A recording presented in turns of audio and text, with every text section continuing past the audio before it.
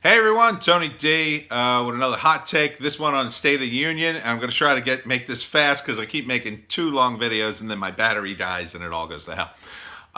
So Trump pulled off another brilliant State of the Union. This one was probably his best. He puts on a show. You got to admit, the guy knows how to put on a show. Let me adjust the lamp just a little bit. There you go. That's more better. Nancy Pelosi blew it. In my view. And here's my theory. Again, this is an incredibly sexist theory. Please don't lecture me. I get it. But as I said in the previous video, there's this divide. We're so polarized, but it's not just left and right. The left tends to appeal to women. The right tends to appeal to men. And you can see more women going left and more guys going right. And that is a real problem. Part of the problem to me was evident at that State of the Union because when Nancy Pelosi ripped up Donald Trump's speech behind him, that to me was a girl move. That was definitely an angry mom move. It was passive aggressive. It wasn't direct. It was indirect. It was like, oh, I'm just going to tear this up. So it was like, she wanted somebody to call her out and go, what are you doing, Nancy? So she would go, oh, nothing. Well, I tore it up because, I shredded his lies. That's that's not something to me that a man would have done to beat Donald Trump. A man would have, either refused to show up or, I don't know. I think... maybe given the rebuttal speech and given a better one. I think men are result-oriented and Republicans have become more results-oriented, especially under Trump. And I think women are more emotional results-oriented. So I think for a lot of women, if things feel okay, then they're okay. If things don't feel okay, even if the results are good, that's unacceptable. They have to feel good. If they don't feel good, they're no good.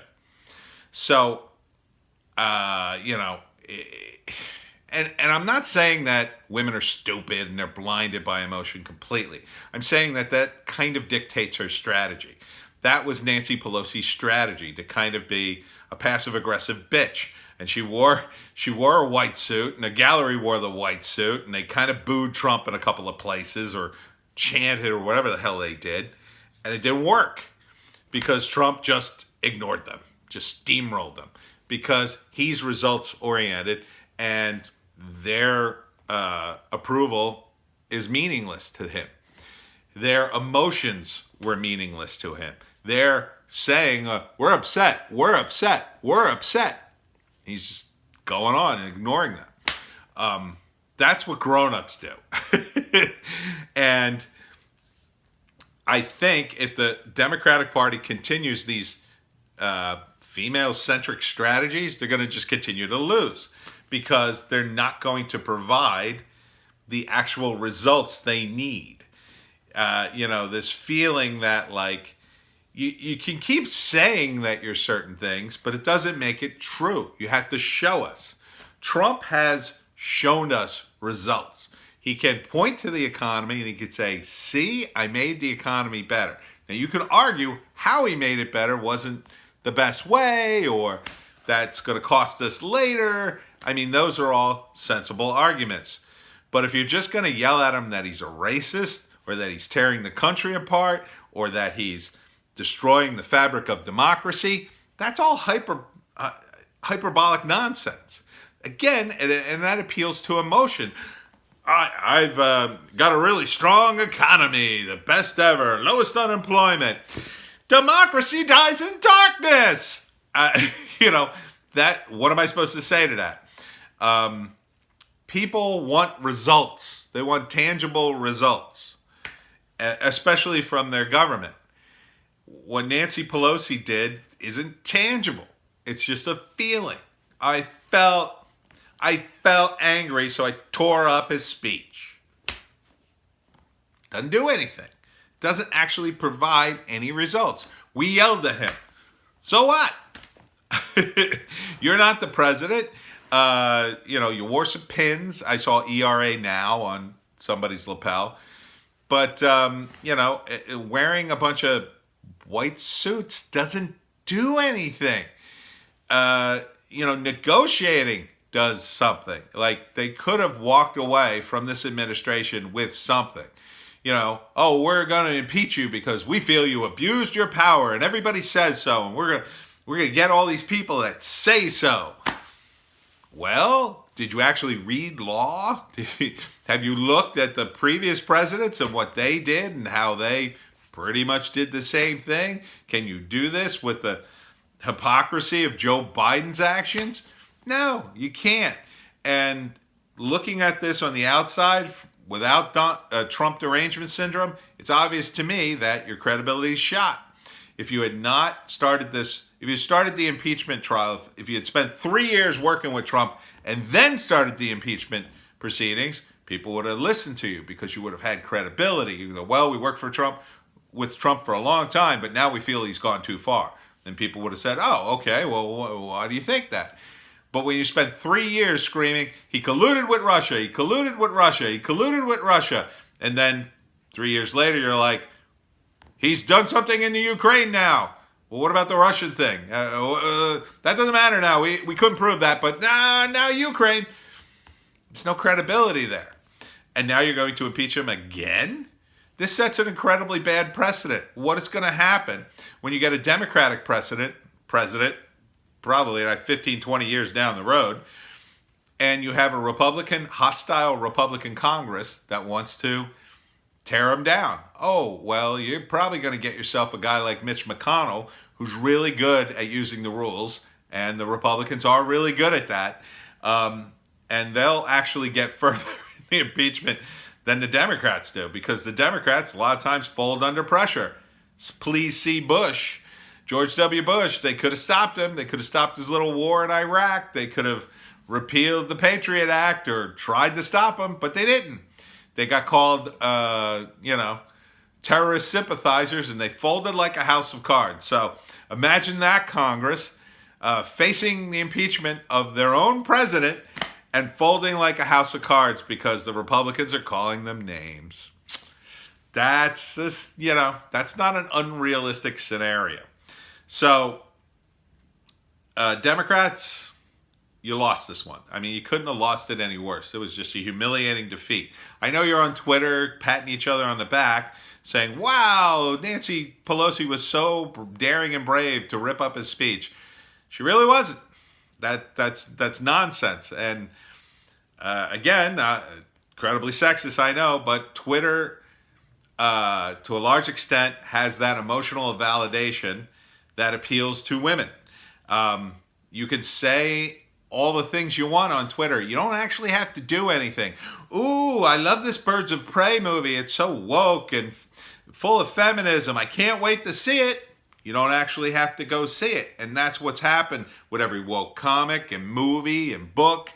People don't actually go see it. They get their emotional validation from Twitter saying that they support it, saying they've gone and seen it. But they don't actually have to go. They don't actually have to spend the money. That's not the point. The point wasn't even to see it. The point was to get to the emotional validation. Once they get that, show's over. Time to go to the next thing that will give them emotional validation. And that's the problem. So I think these female-centric plans are going to be really problematic for you ladies in the future if the Democratic Party, and it looks like it's heading this way, gets completely taken over by women. If it continues down this path of identity politics, that's what you're going to end up with. You're going to end up a party of mostly women. And a couple of guys who are struggling to be feminist, but, have to watch their P's and Q's with the ladies because they'll turn on them in a second. It's not a good look. And look, you can call me a sexist pig, whatever, I don't care. But Trump has beaten you because Trump is results-oriented. He's brought stuff to the table. What have you brought to the table, Democrats? What have you brought? A crazy old man who forgets the states he's in and hugs women who are really, really too young. You got an old socialist who you don't even want to run, that you embraced just to get his followers. That's going to come out to bite you in the ass. You got Pete Buttigieg, who may have just gamed the whole system to win, which I find mildly impressive, by the way. But now with social media, either he's screwed because he did cheat, and people believe that, or this has been an amazing black flag operation by either Biden or Hillary Clinton. I think Hillary Clinton may be her time to rise up and come in and take over. And then it's going to be Clinton and Trump again. But look, and Hillary Clinton, same thing. Stubborn woman. Wouldn't go to the same, her own husband gave her advice. And she told her, no, I know better, Bill. I don't have to go to that Catholic League dinner. Those aren't our base anymore. I guess you've abandoned them. And those people who you've abandoned now embrace Trump. And now embrace the Republican Party. So, good job. Good job, stubborn woman. So, and I can see that stubbornness in Nancy Pelosi. I can see that stubbornness in AOC, who didn't even show up to this thing. Made a big to-do. Oh, I'm not going. And then made comments after the State of the Union about Rush Limbaugh, making fun of him. Look, I'm no fan of Rush Limbaugh, but the guy's dying. The guy's dying, and he's like super American patriot guy, and Trump gave him the Medal of Freedom. That was nice. The guy's dying. Give a dying man the Medal of Freedom and let him, I mean, who cares? It's just a medal. Let the guy go out on a high note. I mean, the guy's got cancer. So feel sorry for him a little bit. I mean, have some sympathy for the poor bastard. But, Trump, he's just going to win. He's just going to win. And, if this female-centric thing bothers you, you really got to think using not your emotions. It can't be about, does the electorate like me? It has to be about, what have I actually done for the electorate? What has Nancy Pelosi actually done? Trump called her out in her own city, San Francisco, and said, it's a mess. Did Nancy do anything to clean it up? I don't see anything. And that makes her look bad. It still looks bad. San Francisco is still a shithole. And they've got a poop patrol. That's ridiculous. I'm reminded, Christy Todd Whitman, a Republican, she was running things in New Jersey when they had the Republican National Convention in Philadelphia. Now, they knew that a lot of the delegates would stay in Cherry Hill and have to drive to Philadelphia for the thing because there were just so many people coming in. They actually build warehouses full of hotel rooms just to house them all. There were just not enough hotel rooms in the area. Anyhow, she knew that they would have to drive down a notorious strip called Admiral Wilson Boulevard, which was full of disgusting hotels, hookers, and strip clubs. Well, ahead of the convention, and people complained about the strip for decades, Christie finally came in with the bulldozers, knocked down everything, closed all the strip joints, all the sleazy it was just, everything was gone. Everything was gone. It was replaced by parks and nice benches, which, I didn't like that she only did it for the convention, but that was at least something. It was a result. We benefited. The people in New Jersey did benefit from the Republicans coming, despite the fact I think she tore down one too many businesses. The one strip club she tore down was a very legitimate place. It was like a strip joint with like a U-Haul. It was very strange. But, I think that was something at least she can look at and say, well, I accomplished that I mean, that was a tangible thing. Now, granted, she got forced into it by the party, but at least she did something. Where is that something with Nancy Pelosi? If Christy Todd Whitman can do that, why can't Nancy Pelosi make a few calls and say, listen, forget this poop patrol, get all these homeless people off the streets and get them to stop pooping everywhere. Put up porta potties, do whatever you have to do. I'm going to get you some money, something. Like, something to improve the situation. Because a few news cycles later, she'd be hailed as a hero who helped save the city. Oh, working with Nancy Pelosi, we finally got the federal funds to build low-income housing or whatever. But no, she's not results-oriented. She's so worried about decorum that she lost her own decorum and pulled this aggressive maneuver that, yeah, her base is lauding her for, but everybody else thinks she looks like an a-hole. And really, it's all about the moderates. It's all about the independents and the moderates. And looking on the outside, and I'm close to the outside because I am an independent as a libertarian, it just looks bad. It just looks bad. You know, it just made her look petty and small and weak.